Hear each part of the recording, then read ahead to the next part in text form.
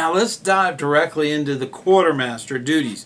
The quartermaster team, yes, team is vital. It's youth that are directly responsible for the equipment and the keep of that equipment, the maintenance of that equipment, to make sure that it is checked in and checked out. We're going to get into that. But I think that it's more than just one person. It has to be, for regardless of the troop size, it needs to be more than two. Okay, so it's a quartermaster team. Now, some of these positions are elected, some of them are appointed. It really depends on what the troop wants to do, as far as the what the scoutmaster is familiar with, whether the size is, and making sure that everyone has a task and a job and a responsibility. Now, the quartermaster the quartermaster team needs that inventory. They need a list of all of their equipment and its condition. That is very important. And they will often be working with an assistant scoutmaster, and somebody from the troop committee will also be involved. So that is a critical, what they call the key three, as far as equipment. You got to make sure that you have the youth running that's the quartermaster, and then you have an assistant scoutmaster that's helping mentor and coach that quartermaster team. And then of course you have to have the committee. The committee's the ones with the check. If the equipment needs to be replaced, that's where that full trinity actually occurs. Now, another critical thing that a lot of quartermasters tend to need a little of assistance, coaching from adult leaders, is when they are checking out equipment and when they are bringing equipment back in. That is very important. So when each patrol will have somebody that's in charge of equipment that will go get the tents, that will go get the dining fly, that will go and get these things checked out from the quartermaster. So there can be some structure there. In fact, I'm going to put some links right down there. There's a thing that says more, and when you click on that, a whole list of stuff will come up there. I do a lot of research, okay, on these videos, and I put those links in the videos so that you can pull those up too. There are manuals on how all this works. It is amazing how important this job really is within your troop. And it's not always just a troop. It might be a ship, okay, if you're in Sea Scouts. It might be a crew if you're in venturing. So these are things that you guys need to work out. As far as the adult leadership, you need to have that quartermaster team working. Now, a lot of times they will identify items. So many spoons are in the mess kit, so many containers, fry pans, cutting boards, all that stuff needs to be accounted for. You don't want to be on your camp out and not have it. So that's very important to make sure that it is in good condition. Nothing is worse than having to clean before you can use it. Okay, you want to make sure it's nice and clean so it just gets used when it's needed. Okay, when it's ready. Okay, if it's got last month's meal still charred on the inside of the container, it's going to make it very hard to be on time with your next meal plan, because you got to clean that. I mean, that's something that the quartermaster makes sure is not occurring, that the equipment is clean when it's put away so that it can be used right away. So that's critical to keeping your equipment in good working order. Now, the same is true when you're looking at tents. Tents wear out. Grommets tear away from the material, or a pole gets bent or broken, or the end of it comes off. There's a lot of things that can go wrong with a tent. Everything from the zipper being torn out to tears, burn holes. I've seen some pretty mangled tents. That's purely because of scouts being scouts. Okay, It's amazing the things that have happened. But those damages need to be noted, okay? And so that they can be replaced or repaired before your next camp out. And it's always important that your quartermaster has backups. So if something was to happen to a tent, they need to have another tent available within the equipment. So there should always be something on standby. And that also needs to have maintenance of. So checking the equipment in and out and making sure that it's in good working order is very important. Now, one of the primary things that a quartermaster is responsible for is to make sure that the equipment is checked out and checked back in good condition. This is important that they get not only the name, okay, but they also need a signature and a date so that you know where this stuff is. These are assets of the troop, so you need to have an idea of where they are. That is very critical to making sure that you get your equipment back so that it can be used again. So that's very, very important. As adult leaders, we need to make sure that our quartermasters are able to make sure that they keep good records that are not lost. Okay, that's very important that stuff is kept safe as far as the records are concerned, so that when something does go missing, you know who to talk to. Now, it does happen. Okay, Scout is trustworthy, and sometimes equipment might get lost. Okay, that's a terrible thing because now you got to raise money to replace it. It's a terrible thing, but the nice thing is that you know about it. It's not like it's hidden, okay? At least you know about getting an extra tent. That could be that simple. It could be just that simple to get an extra tent. So working with your quartermaster, your scoutmaster, your assistant scoutmaster, and your committee member that's in charge of equipment, that also could be the treasurer. So that's really the three people that are involved with this critical role within a troop. And of those three, the two adults work with the quartermaster team. That's very important. They are the leadership. We need to put that leadership role on them so that they can succeed. Now, a lot of times, a good quartermaster will have that equipment, have that stuff ready, so that when you go on those adventures with the troop, okay, as an adult leader, you go on that troop and they have a great time out there. They don't see these things that are happening in the background. They don't know about it. Most of the youth in the unit, they're out there camping. They don't see all of the work that the quartermaster does. So we need to make sure they get recognized. So that is very important.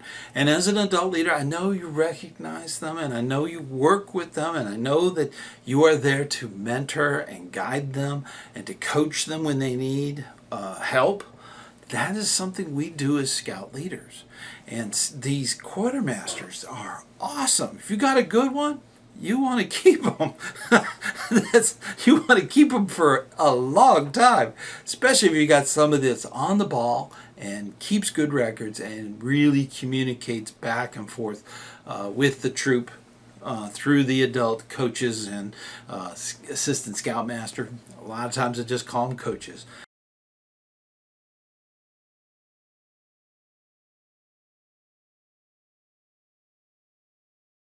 Now let's get into the scary, that time of year, that scary merit badges. There's three of them that are well known to disrupt a Life Scout's path to Eagle. Now, many merit badges, they're all difficult. They all have their own levels of difficulty, but some have a difficulty in time. You are required to do something over a period of time. If a Life Scout has run out of time, that ends the possibility of getting the merit badge and completing the requirements to get Eagle. So it slays that idea right off. So it's important as scout leaders to know about these three that are difficult for 17-year-old life scouts. That is just very important that you think ahead and plan out those merit badges.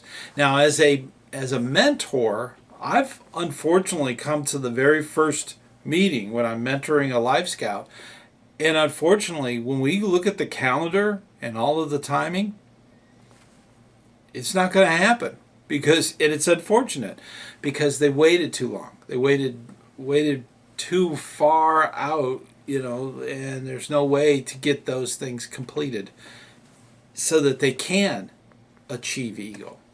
Now, of the 21 merit badges that are the minimum that's needed for Eagle Scout, 14 of them are required.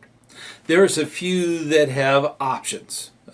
That's something you need to look into with the scout and make sure that they know. They might have one or two of those already. So those are things that in your Scoutmasters Conference, you need to be working with them on that. Now, all 14 of these have difficulties. They're not easy. They all have very specific requirements. And merit badge counselors are extremely important for all 14 of these. I am constantly surprised by youth that don't know the process of getting a merit badge. The blue card and all that, all the stuff that's needed to start a merit badge. I'm constantly. It's amazing, okay, that they're a life scout and they don't know that process. They might have relied on summer camp doing all of that paperwork for them. That there's a lot of reasons, but I'm always surprised that they are late in the game. They don't know how to play it. So a lot of scout leaders need to constantly remind youth about that merit badge process. I do have a video. It's right up there. So go there later and learn a little bit about merit badge counselors. Now the top 3 Eagle Scout slaying merit badges. These strike fear into a lot of life scouts. Personal fitness. Yep, that is difficult. If you're not prepared, it's a problem. Personal management. That is critical. It should be one of your first merit badges because it is a way to learn how to manage your time. Personal management. Manage a lot of things, okay? And critical to all scouts, especially Eagle Scouts. Family life. Oh my. Family life is a critical merit badge. All 3 of these, known as Eagle Scout Slayers, all have specific things in them that are important to remember. Personal Fitness Merit Badge has 12 weeks of a fitness program that they design and they actually are required to carry out. So it takes 12 weeks to do that merit badge, minimum, or more, okay? That's important. Now with personal fitness, there is 12 weeks. Now that's a total of 84 days. Yeah, 84 days. That's all you have. Okay, so keep that in mind. It's going to take longer than that to go through the merit badge process and all of the stuff that's needed just for that one merit badge. Personal management has a 13 weeks of budgeting and actually carrying out that budget. That all has to be documented every single day. And 13 weeks is one day more than 90, okay? So 91 days of a budget. You have to create the budget and then live by the budget and take notes. So it is very involved.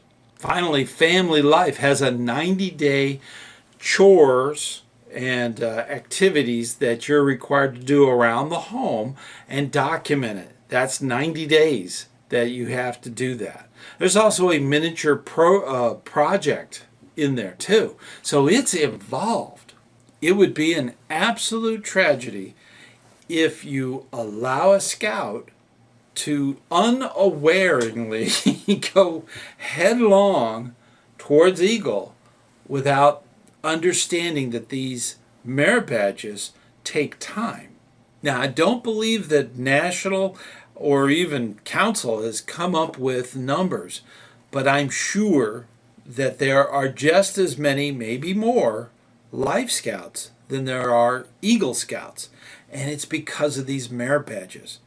I remember mentoring a scout and actually sitting in the meeting, the very first meeting, we went over the calendar and how to get everything done before his 18th birthday. And he missed it by 5 days. That's tragic. Tragic. It was over at that point. You know, wasn't his birthday for another 80 days, but he just didn't have time. He couldn't get the merit badge done. So why do a project? Why go down that path? That would be fine if you did, but it wouldn't be to the benefit of achieving Eagle. He has to have the merit badges, the 21 and the 14 that are required. So he had to have had those. It was unfortunate. So we need to mentor, we need to think about, we need to plan.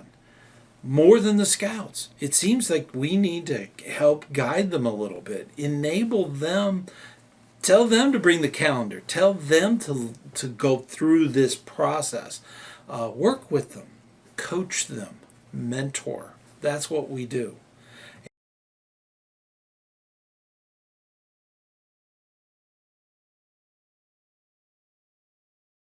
Now, one of the big things about senior patrol leaders is that they are in charge of their youth meeting. Not the scoutmaster, not the assistant scoutmaster. They're there to mentor and coach their leadership, whether it be senior patrol leader, the assistant senior patrol leader, all of the different departments. They're there to mentor and help them succeed in helping the unit grow and do great things. That's the wonderful thing about it. The youth are in charge. Now, a lot of adult leaders have to work hard with their senior patrol leaders to understand they can't drop the ball. They are in charge. They're the ones that need to do the work. They're the ones that need to do all of that planning stuff.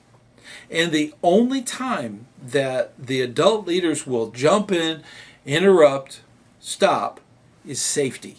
That's the one thing that they're in charge of. They are in charge of safety of the unit. If there's something happening or something going to happen, they will be involved. The adult leadership will definitely jump right in. So other than that, they allow the scouts to follow that youth leader. That's all a part of learning leadership.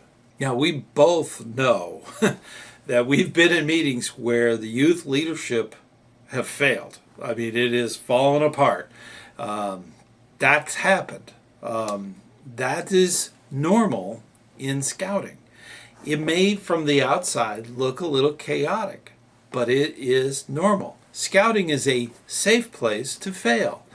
We shouldn't set them up, but we need to let nature take its course. If you don't plan your meeting, you're planning to fail.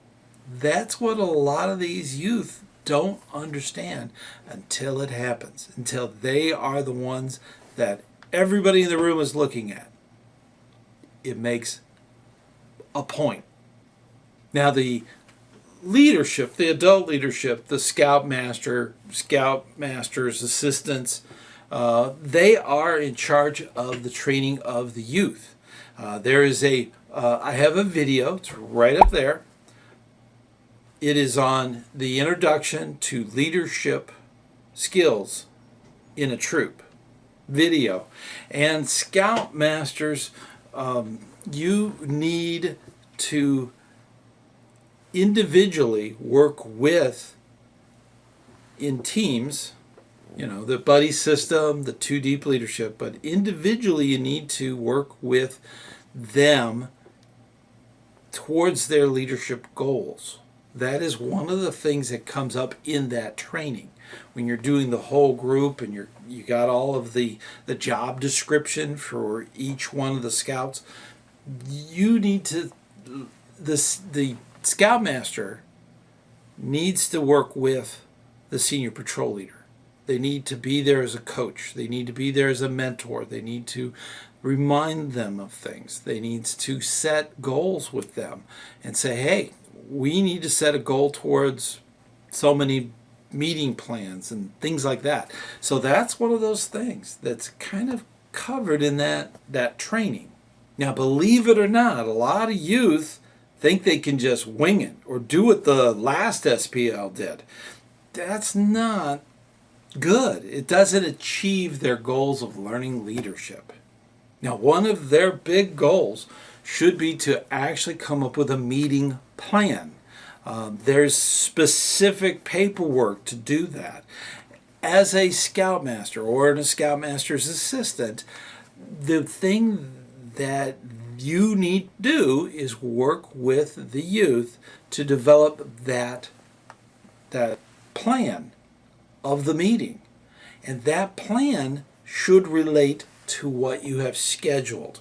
If you're getting ready to go canoeing, you need to have a lot of the stuff in the meetings that's focused or towards the goal, the overriding goal of going canoeing. It's important. It would be counterproductive if you're going to talk about snowshoeing and you live in the South, okay? Unless you are going to Northern Tier for their winter experience. So, you gotta make it all match up. And the youth need to understand that the meetings are important. A great deal of people have joined scouting not for the meetings, but I know a lot of scouts have left because the meetings were boring, okay? They were off topic and they didn't know what was going on. That's not good. The youth need to make sure that the meeting is planned out. Now, below this video where it says more, you can click on that. There's all kinds of links. Down in there is a PDF of a meeting plan. Feel free to download that and use that. Your senior patrol leader should have copies of this all the time. You should keep one in your folder when you go to the meetings so that they come to the meeting, they don't have a pen, you hand them a pen. They don't have the form, you hand them the form. You got a mentor sometimes, and that is one of those things. Definitely download that form. And one of the big important things is that the scoutmaster needs to meet with the senior patrol leader before the meeting. That's typically done. The parents come in and the senior patrol leader sits down with the scoutmaster and the assistant scoutmaster's two deep leadership that's fully trained and ready to go. And once that's there, they need to sit and talk about what's going to be covered in the meeting and what they have planned. Now, a lot of youth think that when you say you got to plan the meeting, that says you got to do everything at the meeting. No. That's not true, and you need to make sure that they're clear on that.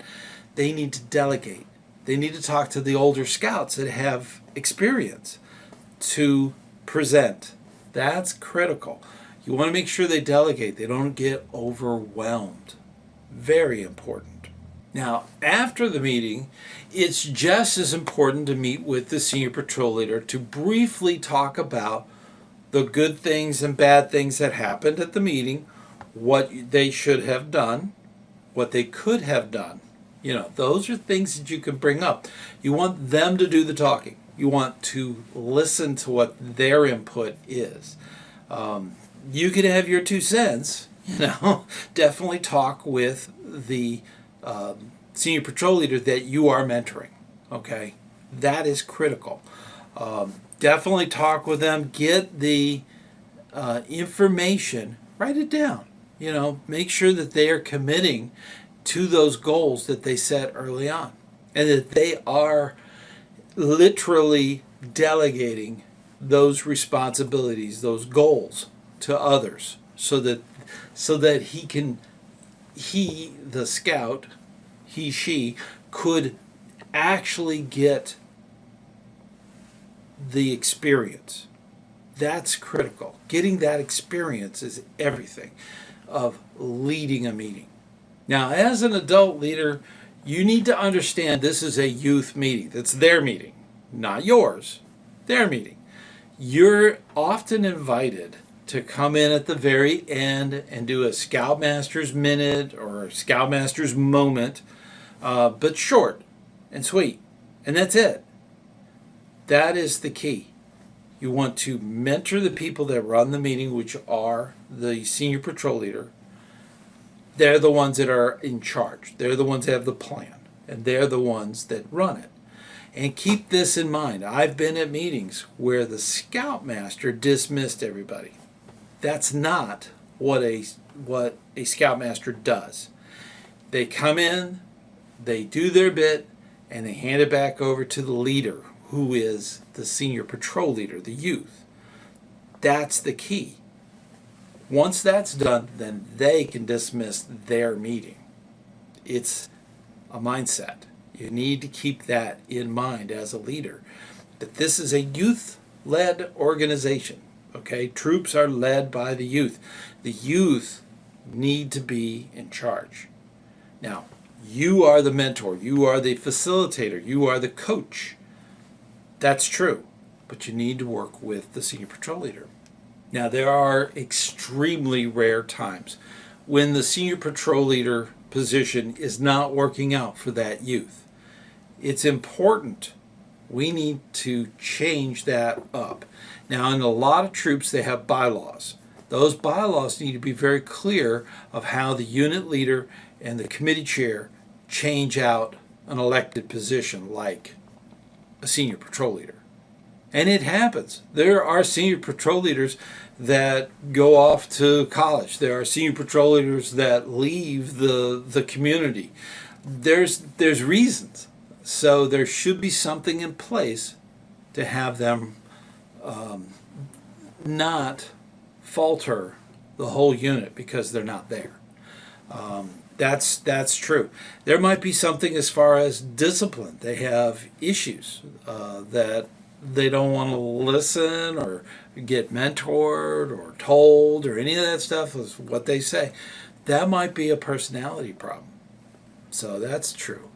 A lot of senior patrol leaders are actually the youth of the Scoutmaster. So the Scoutmaster kind of has that conflict of being the parent and their leader. So they might defer that to an assistant Scoutmaster. So that makes it a lot easier for mentoring and for planning and all that stuff that you do on a regular basis. And I appreciate that. So understanding that you're there to mentor the youth leadership towards achieving the goals that they've set. That's a wonderful thing. And you do that hard work. And I appreciate it. I really do. Because without you, we'd be really stuck. So we need leaders like you doing what you do. And I appreciate it very much. And I look forward to seeing you on the trail.